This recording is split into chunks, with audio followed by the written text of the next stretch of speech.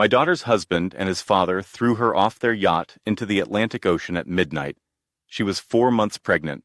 As I screamed into the darkness, watching her disappear into the black water, they laughed and said she was being dramatic.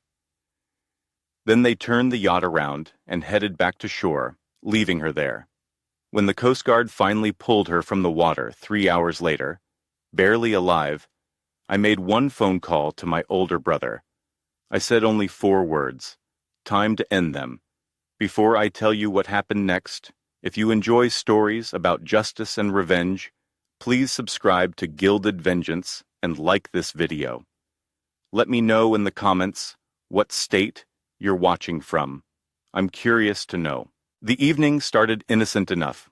My daughter Emily and I were guests aboard the Whitmore family's luxury yacht, the Serafina, for what they called their annual autumn soiree. It was late September, and we were anchored off the coast of Martha's Vineyard. The air had that crisp New England bite to it, the kind that warns you winter isn't far behind. I'm Robert Sullivan, 65 years old, a retired architect who spent his career designing buildings, not navigating the treacherous waters of wealthy, powerful families. I'm a quiet man by nature. I raised Emily alone after my wife died, when Emily was just 8. I taught her to be kind, to work hard, to trust people. I taught her wrong. Emily had married Marcus Whitmore 2 years earlier. He was a hedge fund manager, handsome in that polished prep school way that wealthy families seem to breed. His father was Senator Charles Whitmore, a man whose face appeared regularly on news programs, always with that practiced smile and firm handshake. Power and money radiated from the Whitmores like heat from asphalt in summer. From the beginning, I didn't trust them. Call it a father's intuition, or maybe just the instinct of a man who'd spent decades reading blueprints and understanding that what looks solid on the surface can hide structural problems underneath. But Emily loved Marcus, or thought she did, and I held my tongue. What father wants to be the one who ruins his daughter's happiness? That night on the yacht, about 40 guests mingled on the deck, champagne glasses in hand, the sound of jazz floating from hidden speakers. Emily stood near the railing, wearing a navy dress that concealed her small baby bump. She'd told Marcus about the pregnancy just that morning. His reaction, she'd said, had been strange. Not happy, not angry, just cold, distant. I watched him now across the deck, deep in conversation with his father. They kept glancing at Emily, then looking away, their expressions unreadable. Something about their body language set off alarm bells in my head. I'd learned over the years to trust those instincts. Around 10 p.m., most of the guests had moved below deck to the main salon where dinner was being served. Emily excused herself to use the restroom. I was talking to an elderly couple about their summer home in Nantucket when I heard Marcus's voice cut through the evening air. "Emily, come here for a moment." I turned. Marcus and his father stood at the far end of the deck near the stern railing. Emily walked toward them, smiling. Even from 20 feet away, I could see she was trying, always trying to win their approval. "What is it?" she asked. Marcus leaned close to her, said something I couldn't hear. Emily's smile faltered. She shook her head, started to turn away. That's when Marcus grabbed her arm. His father stepped forward on her other side. I started moving toward them, my heart suddenly pounding. Something was wrong. Very wrong. "Let go of me," Emily said, her voice rising. "What are you doing?" "Just teaching you not to trap a man with fake pregnancy news," Marcus said, loud enough now that I could hear. "You think I'm stupid? I know what you're trying to do. It's not fake. I'm actually pregnant." Emily's voice was panicked now. "Marcus, stop." She tried to pull away, but he held firm. Senator Whitmore stepped behind her, blocking her escape. They had her cornered against the railing. I was running now, shouting, "Get away from her!" But I was too far, too slow. A 65-year-old man trying to cross a yacht deck in dress shoes. Marcus looked at his father. Some silent communication passed between them. Then in one swift motion, they both pushed. Emily went over the railing backward, her scream cutting off as she hit the water. The sound was wrong, too sharp, like she'd struck something hard before the water took her. I reached them in seconds, grabbed Marcus by his jacket. "What did you do? What did you do?" He shoved me back. I stumbled, caught myself against the railing, and looked down into the black water. Nothing. Just darkness and the sound of waves against the hull. "She'll swim to shore," Senator Whitmore said calmly, adjusting his cufflinks. "It's only half a mile. Teaches her a lesson about lying to get her hands on family money." "She's pregnant," I screamed at them. "She can't swim in that water. It's 45 degrees. Marcus laughed. Actually laughed. "Pregnant? Right. Next, she'll claim the baby's mine and ask for child support. I've seen women like her before." I didn't think. I just moved. I tried to grab the life preserver, mounted on the bulkhead, but Senator Whitmore stepped in front of me. "Mr. Sullivan, I suggest you calm down. This is a private family matter. Get out of my way." I shoved past him, grabbed the life preserver, and hurled it as far as I could into the darkness where Emily had fallen. It hit the water with a splash I couldn't even see. I looked over the railing, straining my eyes. The yacht's lights only illuminated about 20 feet of churning black water. Beyond that, nothing but darkness. "Emily!"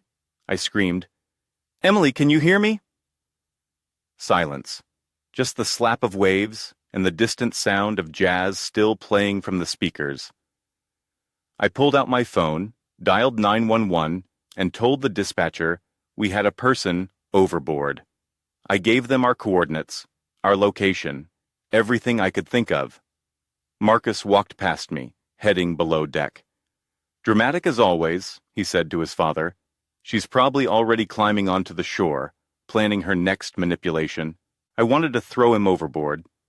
I wanted to break his jaw, but I couldn't take my eyes off the water, couldn't stop scanning for any sign of my daughter. "Why didn't you jump in after her?" someone asked behind me. One of the guests had emerged from below. Drawn by the commotion, I turned. It was Mrs. Ashford, the elderly woman I'd been talking to earlier. She looked horrified. "I can't swim well," I said, my voice breaking. "The water's too cold, too rough. If I go in, we'll both die." The Coast Guard said to stay put. Keep watching. Keep calling her name.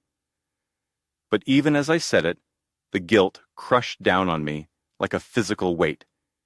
My daughter was out there drowning, and I was standing on this deck doing nothing. 20 minutes passed, then 40. The Coast Guard arrived, searchlights sweeping the black water. I stood at the railing the entire time, calling Emily's name until my voice was gone. Marcus and Senator Whitmore had gone below deck, acting as though nothing had happened. I heard Marcus telling other guests that Emily had decided to take a swim and must have swam to shore. At the 2-hour mark, I heard one of the Coast Guard officers on his radio. "We've got something." I gripped the railing so hard my knuckles turned white. "Alive," another voice crackled back. Long pause. Too long. "Barely. Hypothermia. Head trauma. She's unconscious. We need a medevac now." They brought her up in a rescue basket. I barely recognized her. Her face was blue-gray, her lips purple. There was a gash on her forehead, blood matted in her hair. She wasn't moving. "Is she breathing?" I asked the medic. "Barely. We need to move fast." They loaded her onto the Coast Guard vessel, and I started to follow. "Sir, we need you to stay here." One of the officers said, "We need statements. This is a crime scene now." "That's my daughter." "We know, sir. The helicopter will take her to Massachusetts General. You can meet her there. But right now, we need you to tell us exactly what happened." I looked at Emily's still form being carried away. Every instinct screamed at me to go with her, but the officer was right. If I left now, Marcus and his father would control the narrative. They'd make this disappear like it never happened. "All right," I said. "I'll tell you everything." I gave my statement to the Coast Guard. I told them exactly what I'd seen. Marcus and Senator Whitmore deliberately pushing Emily overboard. I told them about the pregnancy, about Marcus's accusation, about how they'd laughed. The young officer taking my statement looked uncomfortable. Mr. Sullivan, you understand? We'll need to investigate this thoroughly. Senator Whitmore as well. He's a senator. These accusations are serious. More serious than attempted murder. I'm just saying this will be complicated. He was right. By the time I got to the hospital 3 hours later, lawyers had already arrived. Not my lawyers, theirs. 2 men in expensive suits stood in the ICU waiting room, talking in low voices with a hospital administrator. A doctor approached me. She was young, exhausted looking. Mr. Sullivan, I'm Dr. Chen. Your daughter is stable but critical. She has severe hypothermia, a concussion, and she aspirated a significant amount of water. We're doing everything we can. The baby, she hesitated. We don't know yet. It's too early to tell if the pregnancy is still viable. The next 48 hours are crucial. I sank into a chair. Everything felt surreal, like I was watching this happen to someone else. One of the lawyers approached me. Mr. Sullivan, I'm James Kirkland, representing the Whitmore family. We're deeply concerned about Mrs. Whitmore's accident. It wasn't an accident, and we want to assure you that Senator Whitmore and his son are cooperating fully with authorities. However, we would caution you against making inflammatory statements that could constitute defamation. Get away from me. Mr. Sullivan, I understand you're upset, but I stood up. I'm not a violent man, never have been. But in that moment, if that lawyer had said one more word, I might have become one. He must have seen something in my eyes because he stepped back, nodded curtly, and retreated to his colleague. I sat back down and pulled out my phone. My hands were shaking, but not from fear, from rage. A cold, quiet rage that had been building since I watched my daughter disappear into that black water. I scrolled through my contacts and found the name I was looking for, Thomas Sullivan, my older brother. I hadn't spoken to him in almost 2 years, not since a family argument about something so trivial I couldn't even remember what it was now. Thomas had spent 30 years with the FBI, most of it in their financial crimes division. He was a forensic accountant, the kind of investigator who could look at a spreadsheet and see the crimes hidden in the numbers. He'd put away corrupt politicians, mob bosses, corporate criminals. He'd retired 5 years ago to a small town in Vermont, but I knew he still had connections, still had skills. I hit dial. He answered on the 3rd ring. Robert. His voice was cautious. We hadn't parted on good terms. Tommy. I hadn't called him that since we were kids. I need your help. Silence. Then what happened? I told him everything. My voice stayed level, controlled, like I was describing a building design instead of my daughter's attempted murder. When I finished, there was a long pause. These people, Thomas said finally, you're talking about Senator Charles Whitmore. Yes, Robert. He's one of the most powerful men in Massachusetts, probably running for governor next year. He has connections in every agency, every courthouse. I know who he is, Tommy. I know what I'm asking. Another pause. I could almost hear him thinking, weighing the risks. Where are you right now? He asked. Mass General. I see you. Waiting room. Stay there. Don't talk to any more lawyers. Don't talk to police unless I'm present. Don't talk to anyone. I'm leaving Vermont now. I'll be there in 3 hours. Tommy, I'm not doing this for you, Robert. I'm doing it for Emily. That little girl sent me a birthday card last year.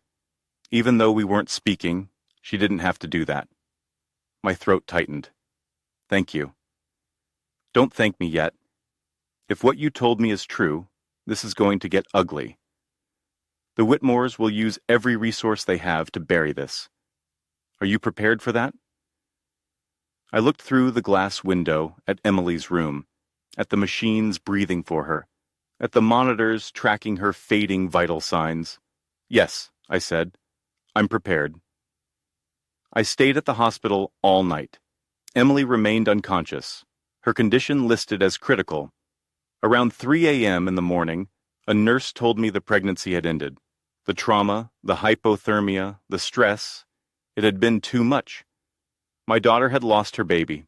I sat in that plastic chair and felt something inside me break, not crack, break completely.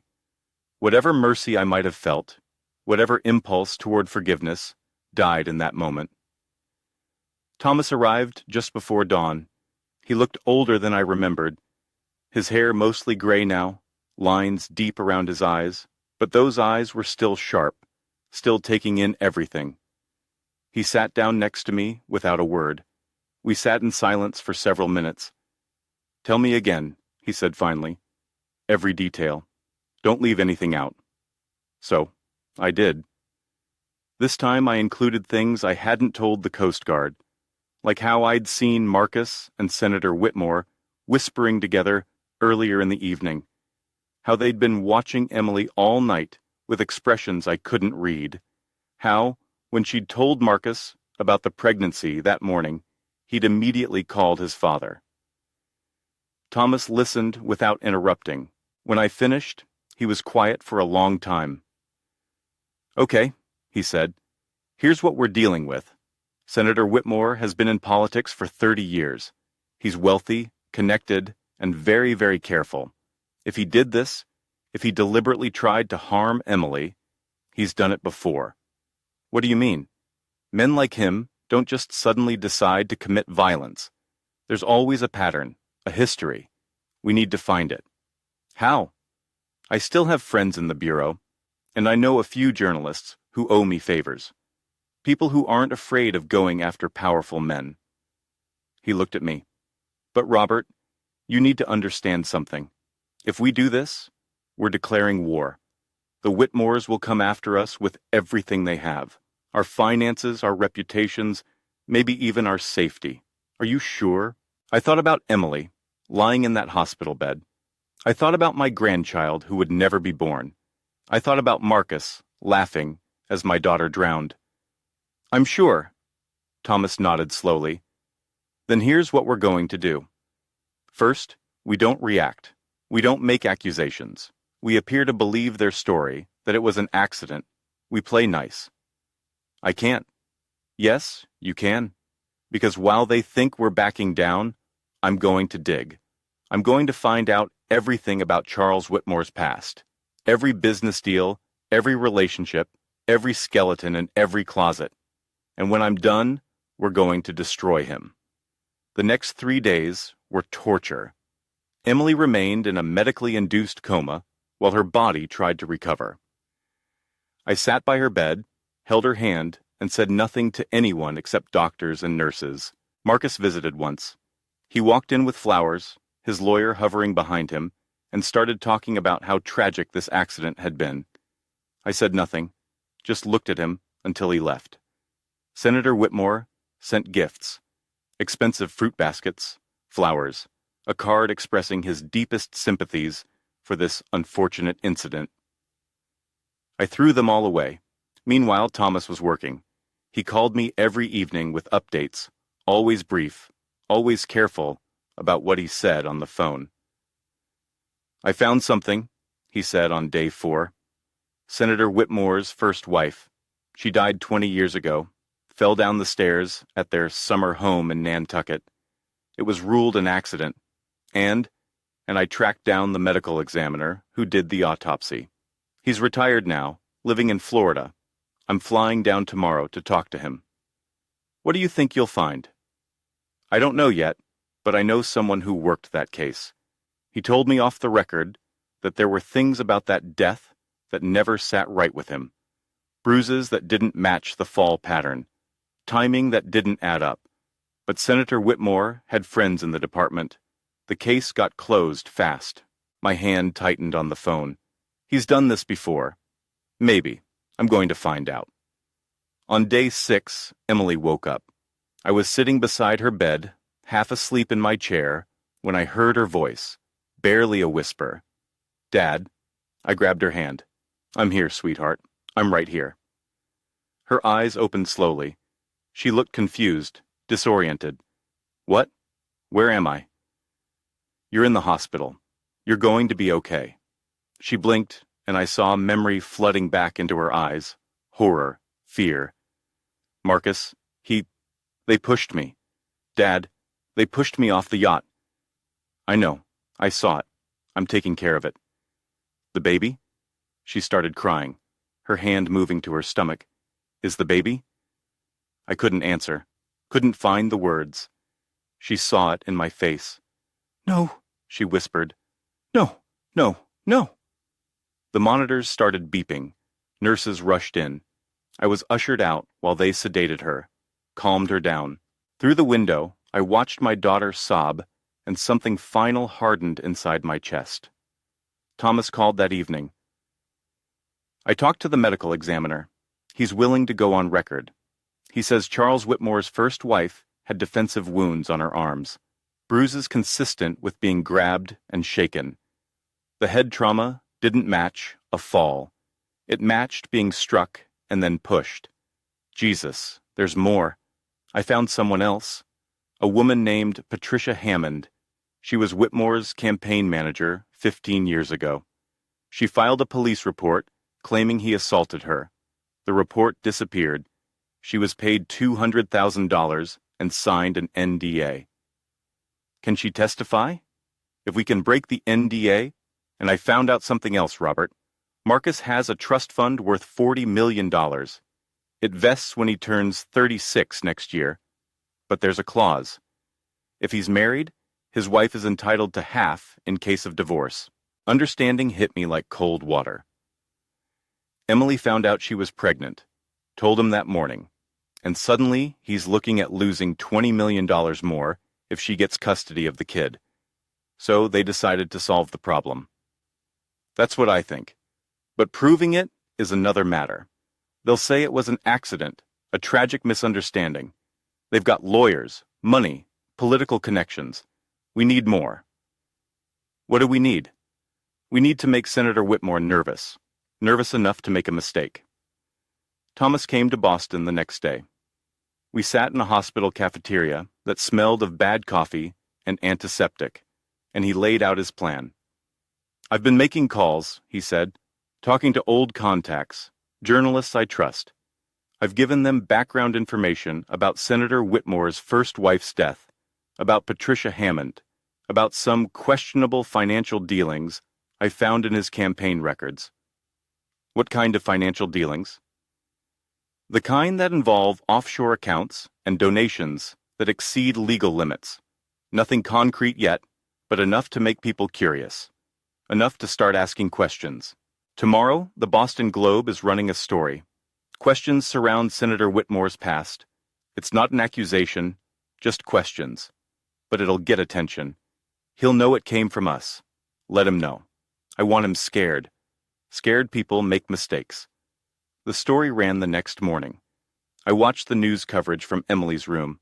She was awake now, lucid, but devastated. She held my hand as we watched Senator Whitmore give a press conference, his face grave, his voice measured. "These allegations are completely baseless," he said. "My first wife's death was a tragic accident investigated thoroughly by local authorities. I'm saddened that someone would try to use my family's pain for political purposes.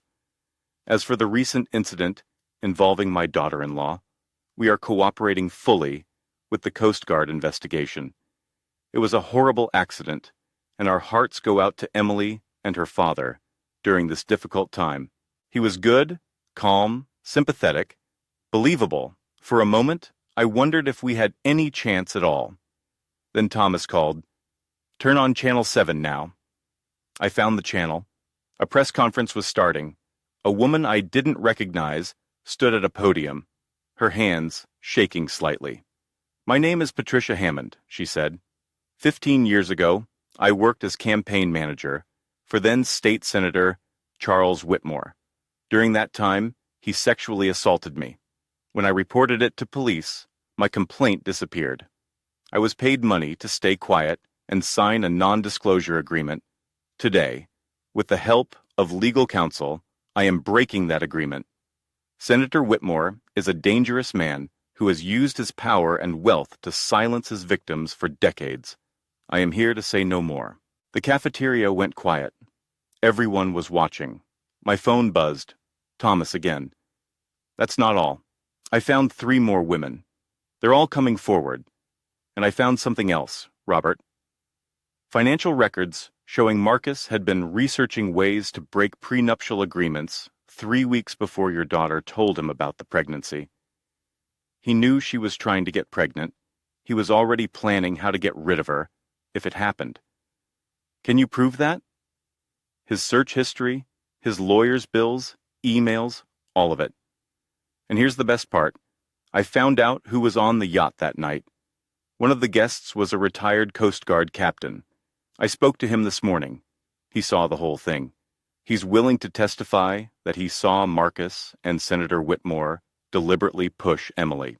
My hands started shaking. Why didn't he say something before? He tried. The Whitmore's lawyers got to him first, told him he was mistaken, that he'd been drinking, but now, with everything else coming out, he's ready to tell the truth. Over the next week, everything unraveled for the Whitmores. The FBI opened an investigation into Senator Whitmore's campaign finances.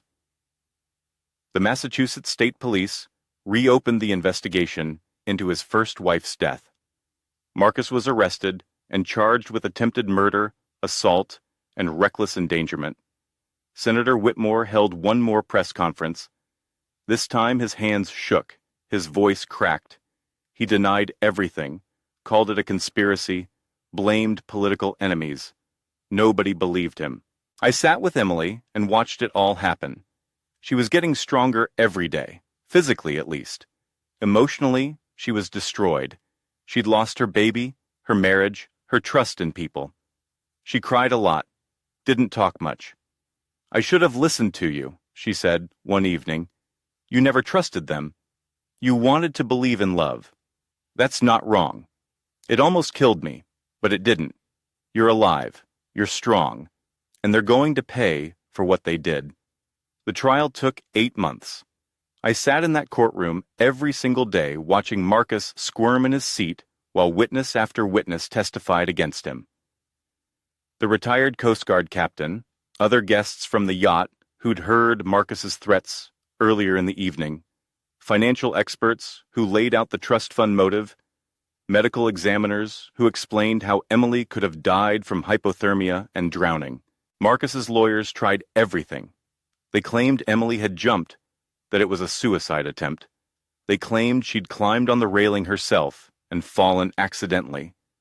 They painted her as emotionally unstable, manipulative, a gold digger who'd trapped their client with a fake pregnancy. Emily sat through all of it with quiet dignity. When she finally took the stand and told her story, there wasn't a dry eye in the courtroom. The jury deliberated for 4 hours, guilty on all counts. Senator Whitmore's trial came next. Thomas had gathered enough evidence to charge him with first-degree murder in his first wife's death, conspiracy to commit murder in Emily's case, and multiple counts of obstruction of justice. That trial took longer, 14 months, but the result was the same. Guilty. I was there when they read the verdict. I watched Charles Whitmore's face as the words sank in. He'd probably never lost anything in his life before, never faced consequences, never been told no by anyone who mattered. He looked across the courtroom and found me in the gallery. Our eyes met. I didn't smile, didn't gloat. I just looked at him, and I hoped he understood. This was what happened when you hurt someone's child. 2 years have passed since that night on the yacht. Emily is doing better. Not great, but better. She sold her wedding ring, donated the money to a charity for domestic violence victims. She went back to school, got her master's degree in landscape architecture. She's designing parks now, creating beautiful spaces where children can play safely. She doesn't date, says she's not ready, might never be ready. I don't push. She's 28 years old, and she's been through enough. She'll heal on her own schedule. Thomas and I talk regularly now. We repaired what was broken between us. Turns out, almost losing someone you love puts petty arguments in perspective. He's writing a book about the case. Says it's going to be called The Senator's Secrets: How Power Corrupts. He asked if I wanted to co-author it. I declined. I don't need to tell this story over and over. I lived it once. That's enough. Marcus Whitmore is serving 30 years in a federal prison. Senator Charles Whitmore got life without parole for his first wife's murder. Their appeals have all failed. Sometimes Emily asks me if I think what we did was revenge or justice. I tell her I think it's both. And I think that's okay. Because here's what I learned. Quiet men aren't weak men. For decades, I'd been quiet, peaceful, accommodating. I let things slide, avoided conflict, didn't make waves. People like the Whitmores counted on that. They counted on people like me looking away, staying silent, being afraid. But they forgot something important. Quiet doesn't mean powerless. It just means patient. And patience, when combined with determination and truth, is the most powerful weapon in the world. Emily and I have dinner every Sunday now. We don't talk about Marcus or his father. We don't talk about that night on the yacht. We talk about her projects, about the garden she's designing for a children's hospital, about the future. Last Sunday, she told me she's thinking about starting to date again. Not seriously, just coffee with a colleague from work, a landscape designer who seems kind. "What do you think?" she asked. I looked at my daughter, this strong, resilient woman who'd survived what should have killed her. And I felt something I hadn't felt in 2 years. Hope. "I think you should trust your instincts," I said. "And I think you should know that I'm always here, watching, protecting." She smiled. "I know, Dad. I know. The truth is, I'll never stop watching, never stop protecting. That's what fathers do. We build things, homes, careers, families. And when someone tries to destroy what we've built, we don't just get angry, we get even. The Whitmores thought they could throw my daughter away like trash and face no consequences. They thought their money and power made them untouchable. They were wrong. Sometimes the people you underestimate are the most dangerous. The quiet architect who designs buildings learned something over 40 years. When you understand structures, you understand how they fail. How to find the weak points, how to bring everything crashing down. I built my life on solid foundations. The Whitmores built theirs on lies, violence, and arrogance. In the end, only one structure was left standing. That's the story of how a quiet man ended 2 powerful men. I did it with patience, with help from my brother, and with the one weapon they never expected, the truth. If you enjoyed this story, please like and subscribe to Gilded Vengeance. Leave a comment below about what you think. Was it justice or revenge? And remember, never underestimate the quiet ones. We're not weak, we're just waiting for the right moment. Thank you for listening. I'll see you in the next.